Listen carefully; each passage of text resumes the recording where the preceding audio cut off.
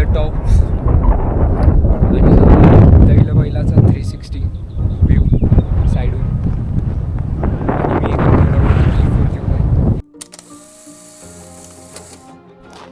आम्ही इथे आलो आता दैल बैलाच्या ठिकाणी. आणि हा समोर दैल बैला फोर्ट. आणि आता वरती जाणार आहे. तिथे एक मंदिर आहे वाटतं. वरती गेल्यावरतीच पाहू आता मंदिर कसं आहे ते. आणि ह्या वाटेने पुढे आपण कंटिन्यू करणार आहे. अशी रानवाट पायवाट आहे वरती जाण्यासाठी किल्ल्याकडे. आणि याच्या समोरच जो आपण आता कंप्लीट केलेला तो घनगड, तो याच फोर्टच्या समोर आहे. दोघांच्या मध्ये ॲटलिस्ट 10 किलोमीटर. विनायकचा हा दुसरा फोर्ट आहे. पहिला आम्ही कंप्लीट करून जस्ट दैल बैलाकडे आलो आहे. आणि आता ते आम्ही ट्रेक करतोय. आमच्या डोक्यात विचार आहे अजून एक फोर्ट करायचा.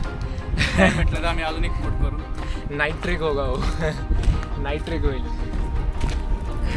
कल सुट्टी मारेंगे. आपण तसं करू शकत नाही. कंपनी बाहेर काढेल. बोलले की तुम्हाला सुट्टी हवी आहे तर येता कशाला, सुट्ट्याच घ्या. चला तर पाहूया कसा ट्रेक आहे.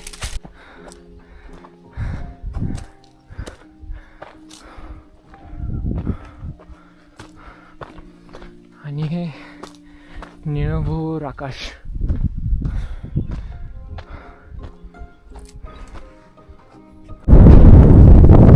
हा साईड व्ह्यू जो दैल बैलाच्या बाजूने दिसतोय.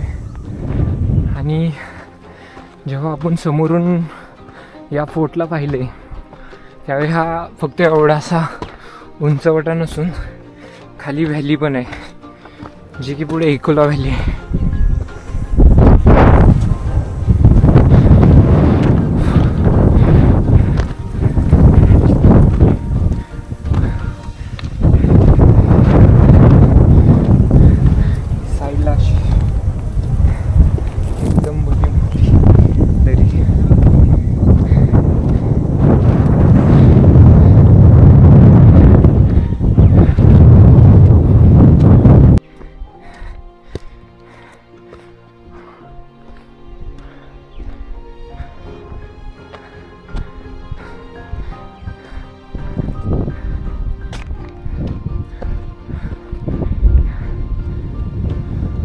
द टॉप आणि दैल बैलाचा 360 व्ह्यू साईडून.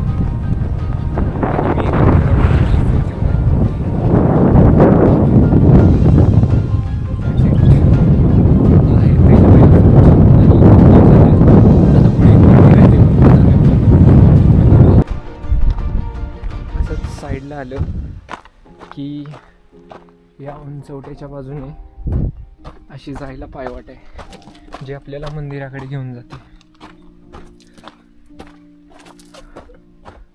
आणि ती पुढे इकोला वाटली. आणि समोरच तो घनगड जो आपण कंप्लीट करून इकडे आलो आहे.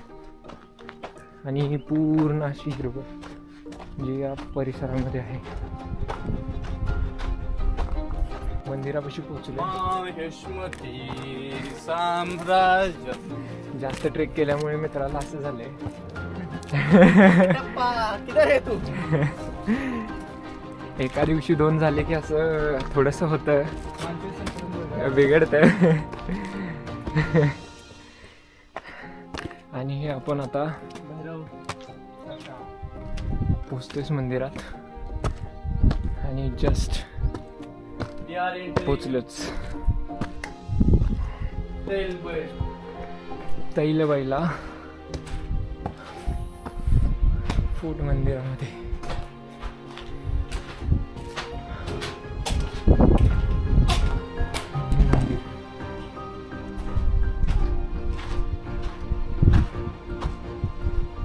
आणि हा मंदिराच्या साईडून येणार.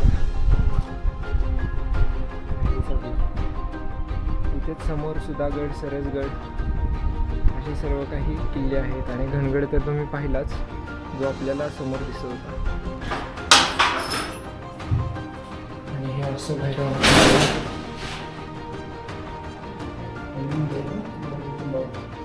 आणि साईडला ते पाण्याची टाकी.